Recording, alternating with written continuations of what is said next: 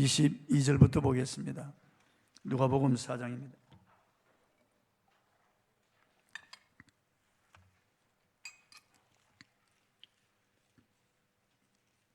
(22절부터) 보겠습니다. 누가복음 4장 22절부터.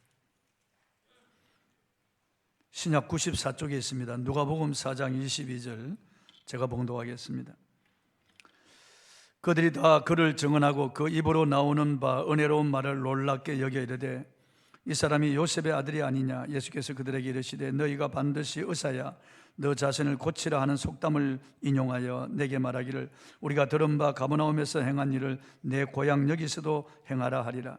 또 이르시되 내가 진실로 너희에게 이르노니 선자가 고향에서는 환영을 받는 자가 없느니라.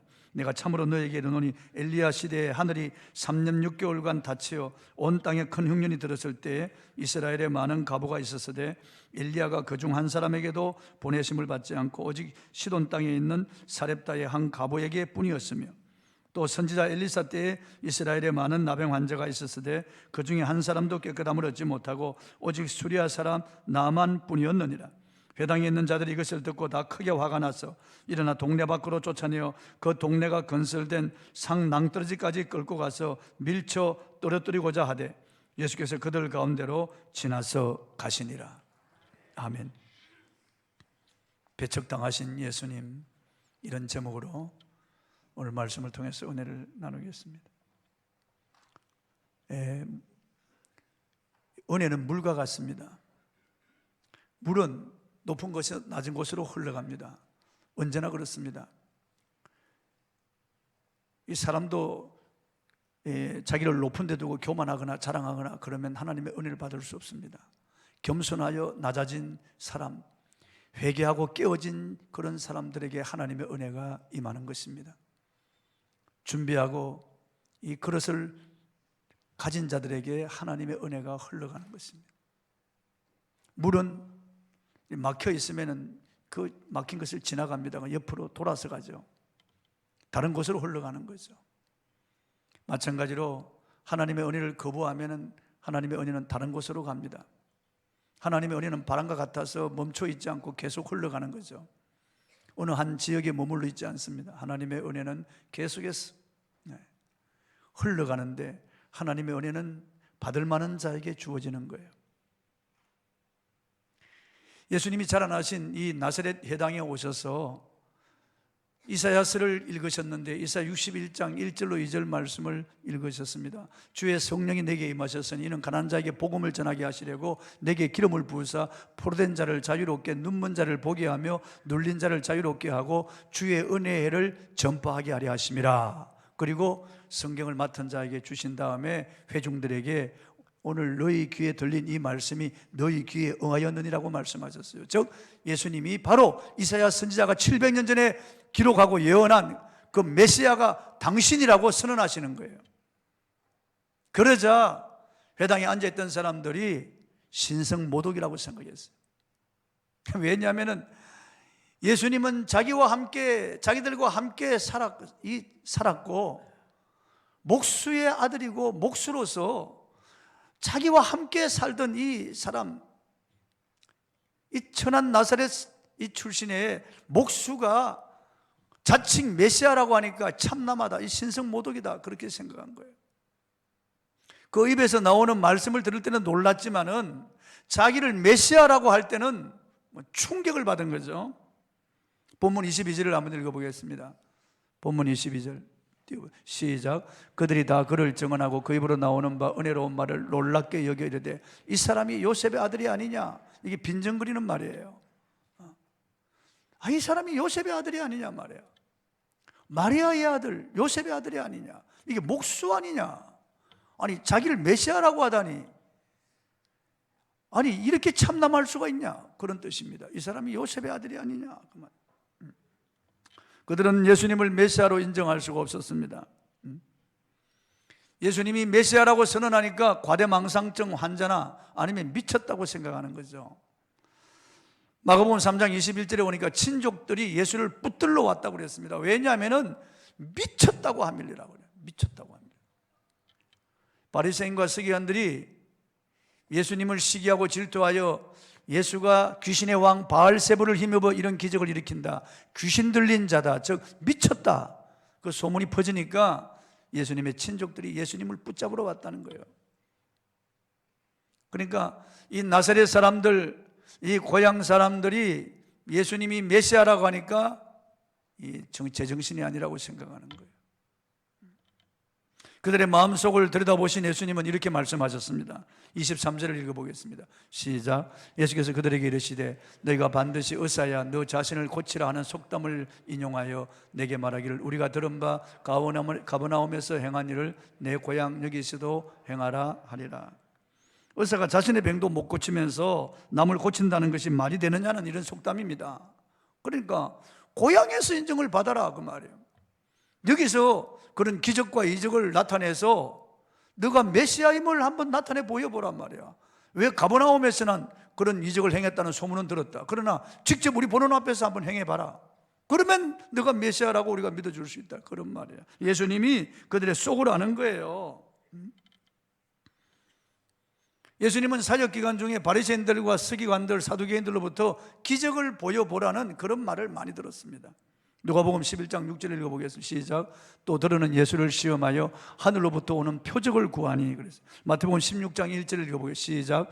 바리새인과 사두개인들이 와서 예수를 시험하여 하늘로부터 오는 표적 보이기를 청하니 그랬습니다. 누가복음 16장 29절에도 무리가 모였을 때 예수께서 말씀하시되 이 세대는 악한 세대라 표적을 구하되 요나의 표적밖에는 보일 표적이 없나니 그렇게 말씀하셨습니다. 사람들이 예수님을 따르는 것은 표적 보기 위해서 따르는 사람들이 많았어요. 그들의 눈으로 예수님의 기적을 보기를 원했던 거예요. 바리새인과 서기관들도 보여봐라, 나타내봐라, 그렇게 요구했다는 거예요. 그러나 예수님은 그들의 단순한 호기심을 만족시켜주기 위해서 기적을 행하시지 않습니다. 그리고 예수님 당신이 메시아라는 것을 입증하기 위해서 기적을 행하시지 않았어요. 예수님의 기적은 병든 자, 가난한 자, 소외당한 자, 불쌍한 자들을 위해서 예수님 베푸신 은총이에요. 그 사람들의 호기심을 만족시키기 위해서 예수님이 그 자리에서 기적을 일으키시는 그런 분이 아니라고 말이에요. 나사렛 사람들은 교만하고 완악했습니다. 그들은 영의 눈이 감기고 귀가 다치고 마음이 다쳐서 예수님을 알아보지를 못했습니다.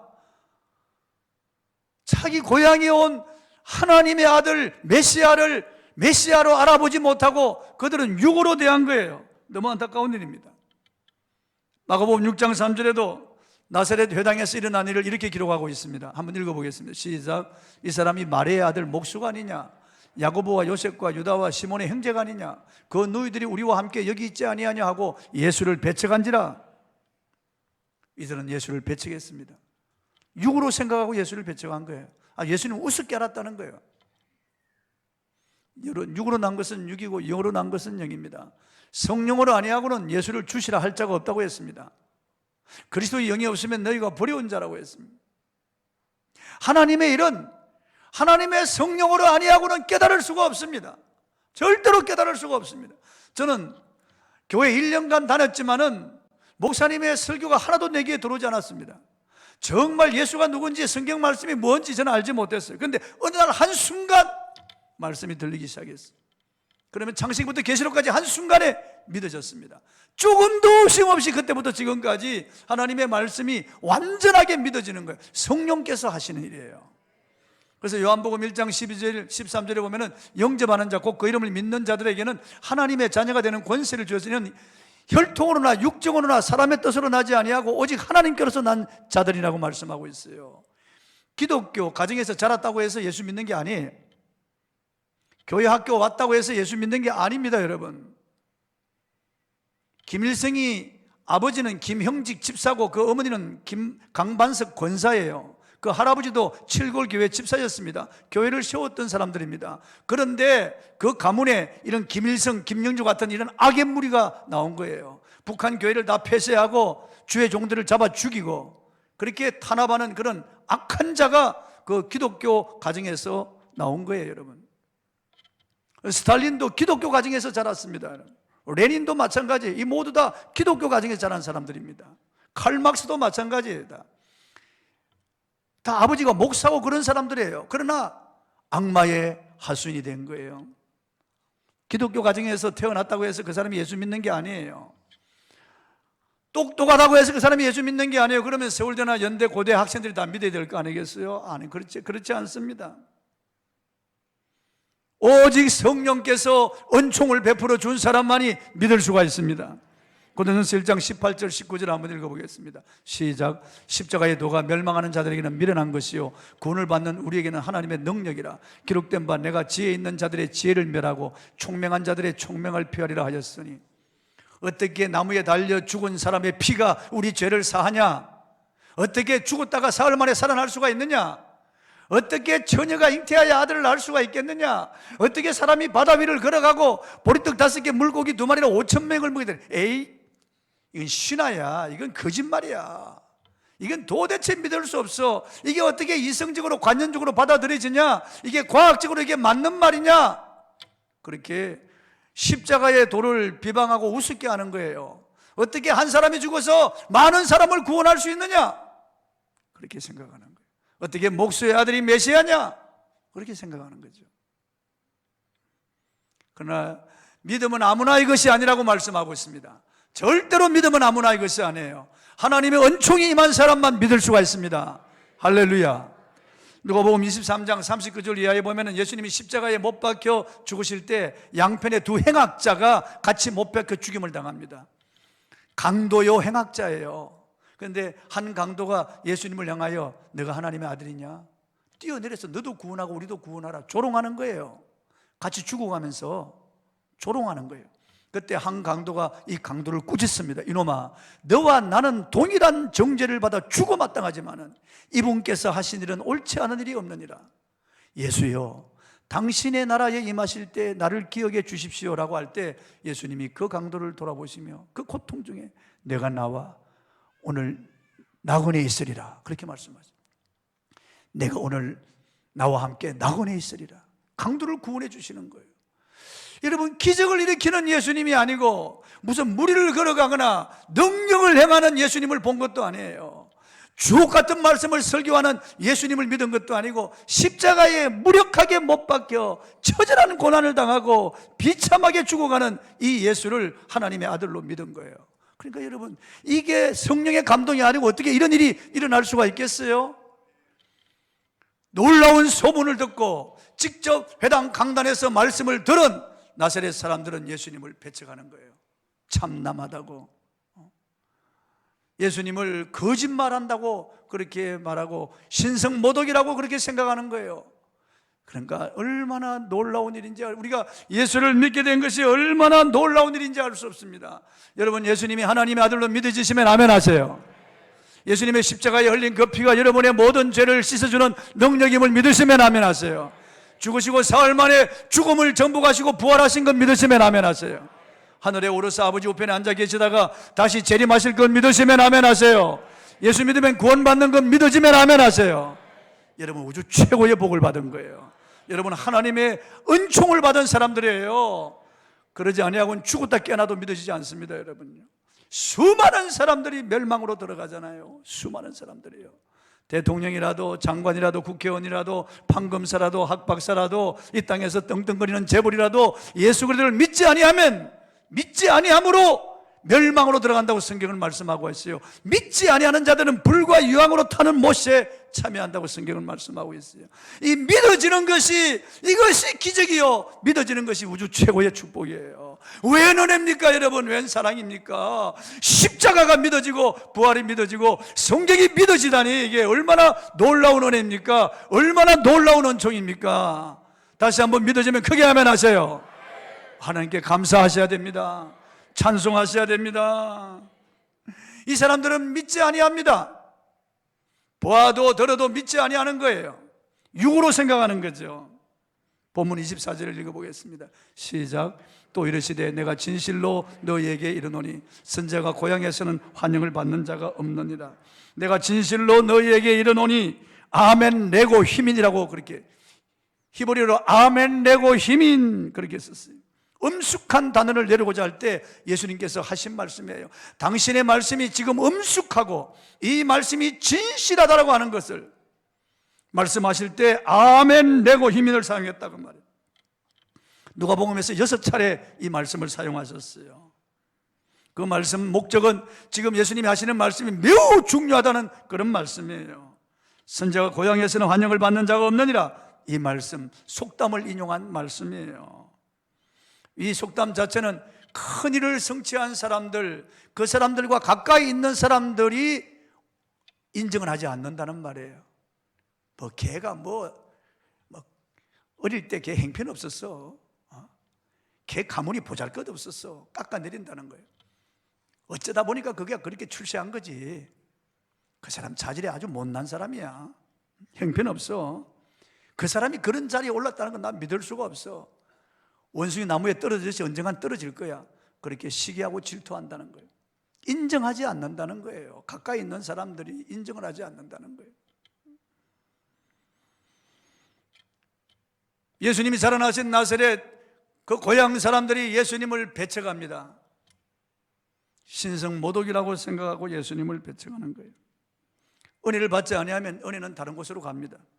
본문 25절을 보겠습니다. 시작. 내가 참으로 너에게 이르노니 엘리야 시대에 하늘이 3년 6개월간 닫히어 온 땅에 큰 흉년이 들었을 때 이스라엘에 많은 과부가 있었을 때, 내가 참으로라고 하는 말씀은 지금 주님이 말씀하시는 구약 성경 이 두 가지 신뢰가 나사렛 사람들에게 그대로 적용된다는 말씀이에요. 주님이 하는 이 예화가 나사렛 사람들을 통해 나사렛 사람들을 두고 하는 예화라고 하는 거예요. 내가 참으로 너희에게 이르노니, 그 사람들 들으라고 하는 말씀이에요. 너희에게 적용이 된다 그 말이에요. 나사렛 사람들은 엘리야가 행한 일에 대해서 잘 알고 있습니다. 본문 26절을 한번 읽어보겠습니다. 시작. 엘리야가 그중 한 사람에게도 보내심을 받지 않고 오직 시돈 땅에 있는 사렙다의 한 가보에게 뿐이었으며, 엘리야가 사렙다 가보의 집에 가서 그를 구원한 것이 열왕기상 17장 8절로 24절에 기록되어 있습니다. 이스라엘 전역에 3년 6개월 동안 비가 오지 않았습니다. 그래서 초목이 타들어가고 짐승떼가 죽어가고 사람도 먹을 것이 없어서 죽어가는데, 더군다나 가보는 얼마나 형편이 불쌍합니까? 이스라엘 땅에도 수많은 가부가 있었다는 거예요. 그때 굶주림에 처해서 죽어가고 있었다는 거예요. 그런데 그들에게로 보내심을 받지 않고 이 시돈 땅에 있는 사렙다 가부에게로 보내셨다 그래요. 베니게의 큰 도시 시돈에 있는 작은 마을 사렙다에 사는 이 이방인 가부를 찾아가도록 하셨다는 거죠. 왜 그럴까요? 이스라엘에 있는 많은 사람들은 타락했거든요. 바알과 아세라 우상을 숭배하고 있었습니다. 이 아합이 그리고 이세벨이 퍼뜨린 이 바알과 이 아세라 숭배가 온 이스라엘 전역에 만연했고, 이스라엘에 굶주린 가부들이 많이 있었지만 그들이 하나님을 찾지 않았다는 거예요. 그들이 하나님을 향하여 기도하고 하나님을 갈망하지 않았다는 거예요. 그래서 하나님의 은혜는 이 이방인 이 사렙다의 한 가부에게로 엘리야를 하나님이 보내셨다는 거예요. 은혜가 다른 곳으로 갔다는 거예요. 본문 27절을 한번 읽어보겠습니다. 시작. 또 선지자 엘리사 때에 이스라엘에 많은 나병 환자가 있었으되 그 중에 한 사람도 깨끗함을 얻지 못하고 오직 수리아 사람 나아만 뿐이었느니라. 이 말씀도 열왕기하 5장 14절에 기록된 내용입니다. 그때 이스라엘에 많은 나병 환자가 있었습니다. 많은 나병 환자가 있었습니다. 그러나 그들은 깨끗함을 받지는 못했습니다. 왜 그렇습니까? 하나님을 찾지 않고 갈망하지 않았다는 거죠. 은혜를 구하지 않았다는 거예요. 그러나 이 이방인 사람 이 나아만은 그래도 은혜를 갈망했어요. 그래서 주의 종이 와서 주의 종의 말에 나중에 순종했어요.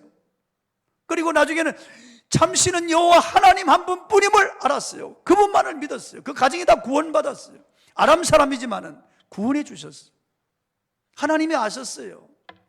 그 심중에 있는 영적인 갈망을 아셨다고요. 이스라엘 그 시대에 엘리야 시대 때 이스라엘 백성들이 엘리야를 하나님의 참종으로 인정하지 않았어요. 하나님의 말씀에 귀를 기울이지 않았습니다. 엘리사 시대도 이스라엘 사람들은 엘리사를 하나님의 종으로 인정하지 않고 순종하지 않았어요. 그래서 하나님의 은혜가 이방으로 흘러갔다는 거죠. 그래서 저 시돈에 있는 사렙다의 한 가부에게로, 그리고 저 아람 나라 수리아의 한 군대 장관에게로 하나님의 은혜가 흘러가서 그들은 구원받았다는 거예요. 지금 이 말씀은 그 나사렛 회당에 있는 그 고향 사람들을 두고 하는 말씀이에요. 예수님이 지금 희년을 선포했는데 은혜의 해를 선포했는데도 불구하고 그들은 불신하고 받아들이지 않기 때문에 이 은혜는 이제 다른 곳으로 간다, 이방으로 간다. 예수님이 그렇게 지금 말씀하시는 거예요. 이스라엘 사람들은 선민사상에 빠져 있었습니다. 여호와 하나님이 자기들만의 하나님이요, 이방인은 개처럼 생각한 거예요. 그런데 하나님이 자기들에게 은혜를 주시지 아니하고 이방에게 은혜를 주신다는 이 말을 듣자 화가 머리끝까지 치미른 거예요. 순간적으로, 안 그래도 예수님이 메시아라고 할 때 신성모독이라고 생각하고 있었는데, 업신여기는 그런 말이 튀어나왔는데, 하나님께서 은혜를 베푸시는데 너희들에게 은혜를 주지 아니하고 너희들에게 줄 은혜를 이제는 이방으로, 다른 사람들에게 은혜가 흘러갈 것이라 그렇게 말하니까 이 사람들이 분노하는 거예요. 마태복음 8장 11절 12절을 읽어보겠습니다. 예수님이 하신 말씀에 시작. 또 너에게 이르노니 동서로부터 많은 사람이 이르러 아브라함과 이삭과 야곱과 함께 천국에 앉으려니와 그 나라의 본 자손들은 바깥 어두운 데 쫓겨나 거기서 울며 이를 갈게 되리라. 보세요. 동서로부터 많은 사람, 이방인들, 수많은 이방인들이 천국에 들어가는데 그 나라의 본 자손 이스라엘 사람들은 바깥 어두운 데 쫓겨나가 울며 이를 간다. 지옥으로 떨어지는 거예요. 지옥으로 떨어져요. 왜 그럴까요? 예수님을 환영하지 않고 믿지 않았다니. 하나님이 보내신 선지자들도 받지 않고 하나님이 보내신 마지막에 그 아들도 그들은 환영하지 않았다는 거예요. 받지 않았다는 거예요. 지금도 이스라엘 사람들은 예수님을 메시아라고 믿지 않습니다. 지금도 이스라엘의 대다수는 예수님을 이단자로 생각하고 우리 기독교를 이단으로 생각하는 거예요. 너무나 해석한 일이 아닐 수가 없습니다.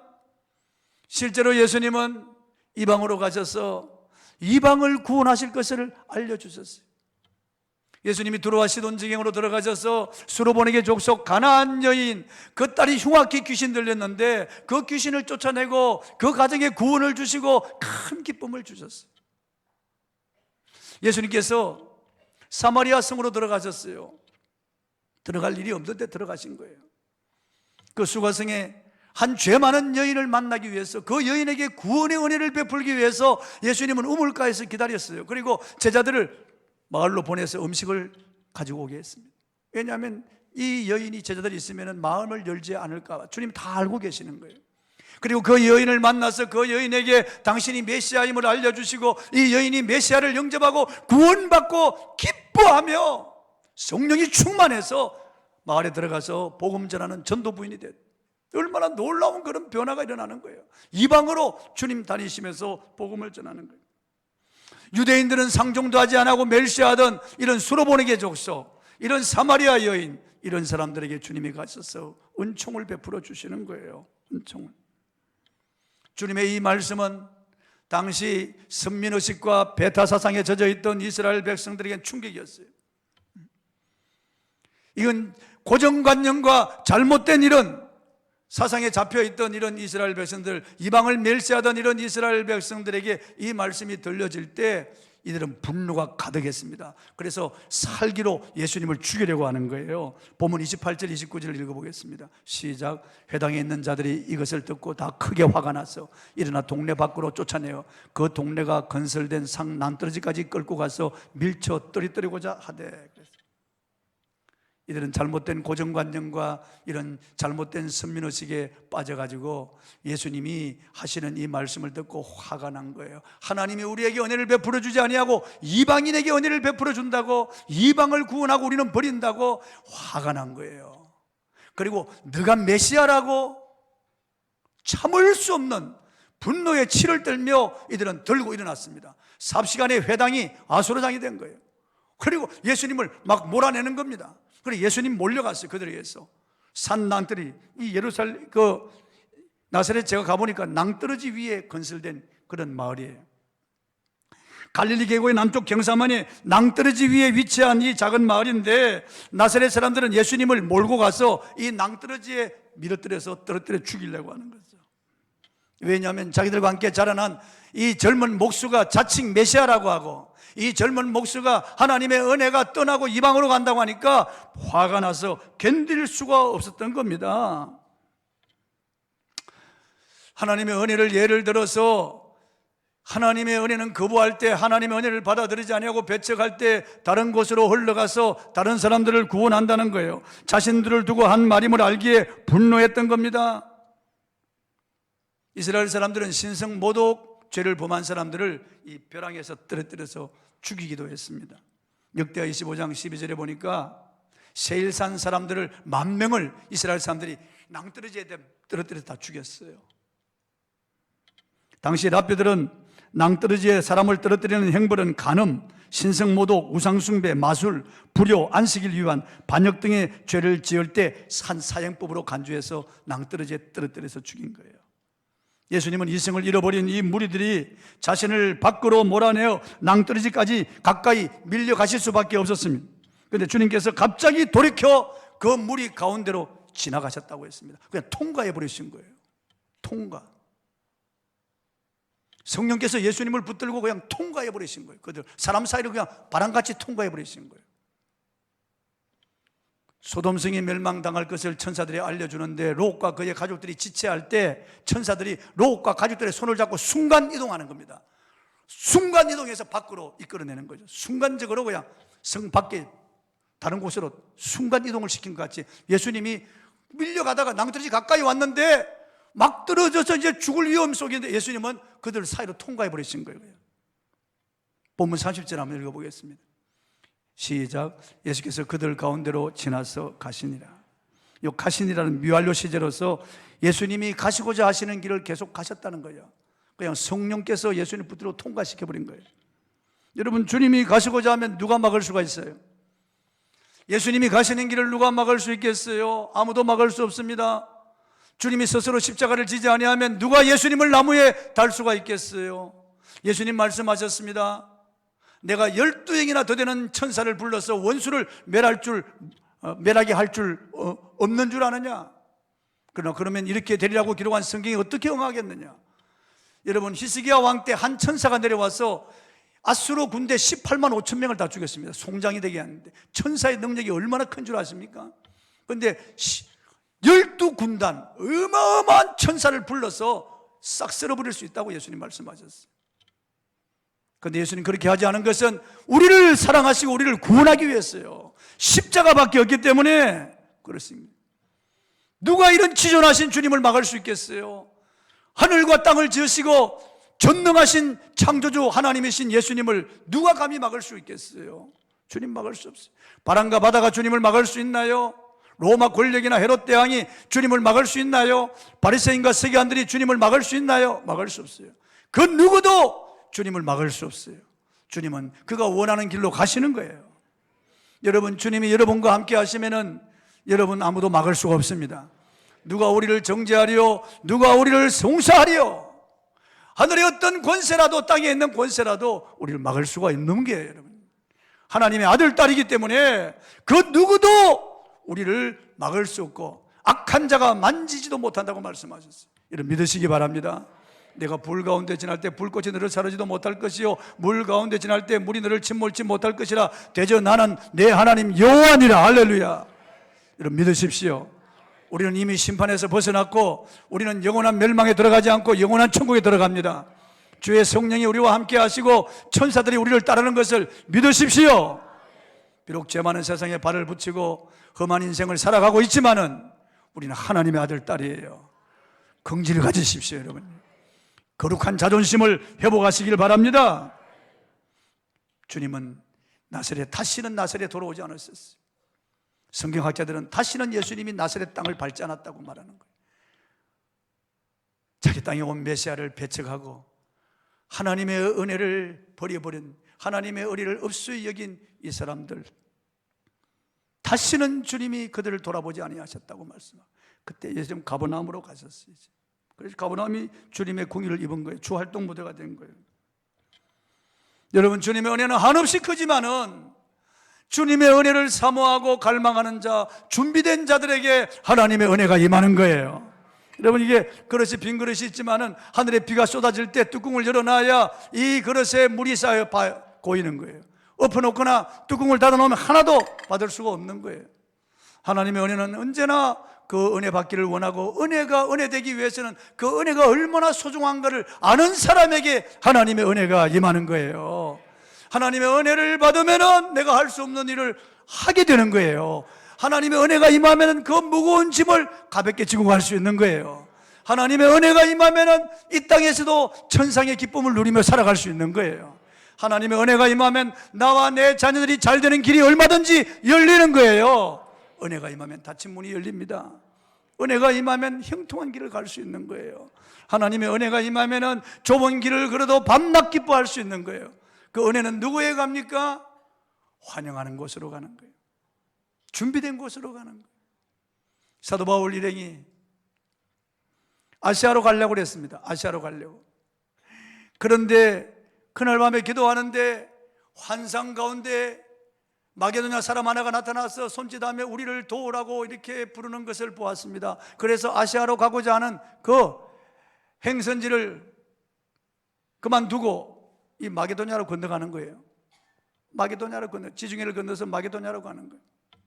그 네아폴리로 가서 빌립보로, 데살로니카로, 그리고 갱그리아로, 고린도로 가면서 교회를 세우는 거예요. 그래서 그리스가 정말 하나님의 은혜를 입게 된 거예요.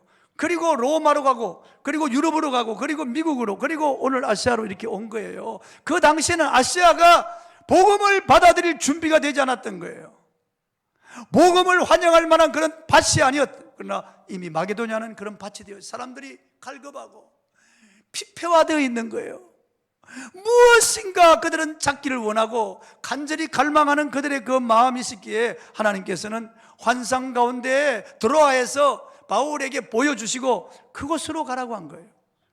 은혜를 원하는 쪽으로 가고 갈망하는 쪽으로 가고 준비된 쪽으로 가는 거예요. 항상 그렇습니다.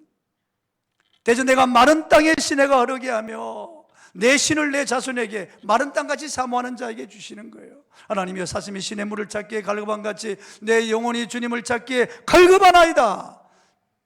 대저 내가 사모하는 자를 만족하게 하고 줄인 자에게 좋은 것으로 채워주신다고 그랬어요. 여러분의 마음이 언제나 열린 마음이고 준비된 마음, 사모하는 마음, 하나님을 갈망하는 마음이 되시길 바랍니다. 은혜 아니면 설 수가 없고 은혜 아니면 갈 수가 없다고, 은혜 아니면 나는 할 수 있는 일이 없다고, 하나님의 은혜가 아니면 나는 버려온 자라고 생각하고 간절히 은혜를 갈망. 이번 부흥에 여러분이 준비하셔야 돼요. 새벽마다 나와서 하나님의 은혜가 아니면 나 쓸 수 없다고. 하나님, 내 개인도 그렇고 내 육신도 내 영혼도 그렇습니다. 하나님, 그리고 우리 부부도 그렇고 우리 자녀들도 그렇고 하나님, 내 미래도 하나님 손에 달려 있습니다. 은혜가 아니면은 하나님, 나는 한치도 갈 수 없습니다. 주님, 은혜가 필요합니다. 하나님의 은혜가 내게 필요합니다. 하나님, 은혜를 주시옵소서.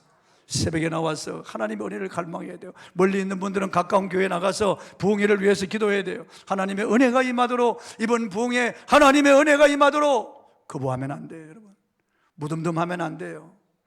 그냥 그렇게 적당하게 넘어가고 연례 행사로 그냥 지나쳐 버리면 안 돼요. 이런 사람이 은혜 받는 법이 없습니다.